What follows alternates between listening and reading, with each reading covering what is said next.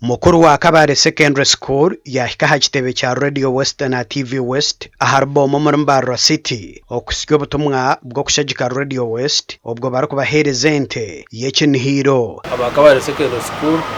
Kaburijo tunda kwatanisa na Vision Group na Radio West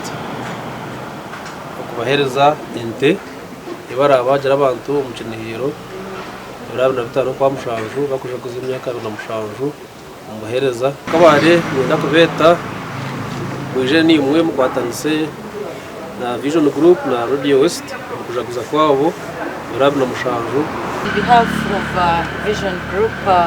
TV West, Radio West, and tuenda kusema aba Kabare Secondary School kwiciriza ngo base kwatanisa nitwe kandi babase kutwerezente batwerezente interwibuga actually tubatwereza kateko kabatwerezente tuenda kusema headmaster Amon ahabo kuja kutwatiraho na team ye yona bakatwerezente on behalf of the school tuenda kwebaza nabandi bona bagumira numwisha muri kwatanisa nitwe muri kutwereza ibintu biri kuja kutuyamba ubutwa abantu jabuza imyaka y'abanamshaju eyutwize umbuhereza Amon mwesije mukuru w'ishomero rya Kabare Secondary School nagira ngo kwateraho Radio West nahabwe birungi ebirodieji ekorira abantu na munonga bo mu district ya Kabare okubasikeho za program nungi ezentunguka kandi yonire kuvanyisa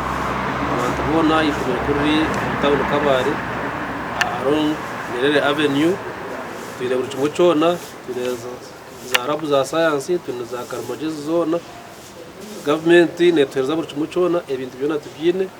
so mureta abana ekinihiro cyo mwakogu echa Radio West cyeserwe huto bunuzi kandi nikija kubahebera 25 byo kwezi kwa mushanjo mwakogu ahacaye cyakaceka ebira 25 turyigura actually ebira 25 n'umwebaziyo kugirango abantu bararene bashemerwa na nizobera kwija kurata ko ntongera no kweta abandi abakubana benda kuba nitumchinteki kwija bakabasa twateraho umiringo itagiye muneba aho kutahamo nugwija kubagurwa mutwaro gumwe kandi okurya no kugashura aha murundogu nukuza kweyongera okutanaho nebinihiro ebirehe nyuma ojuke ngo kinihiro huto bunuzi echo mwakogu Radio West neja kubaneja guze myaka na mushanjo eyamaro hereza ekinihiro echi cyagirwa ba Pepsi Nyakayo Josako Limited hamwe na Shehan Consultant Limited gasha kwa Christopher Himbsebwe ahabwa gacenchwire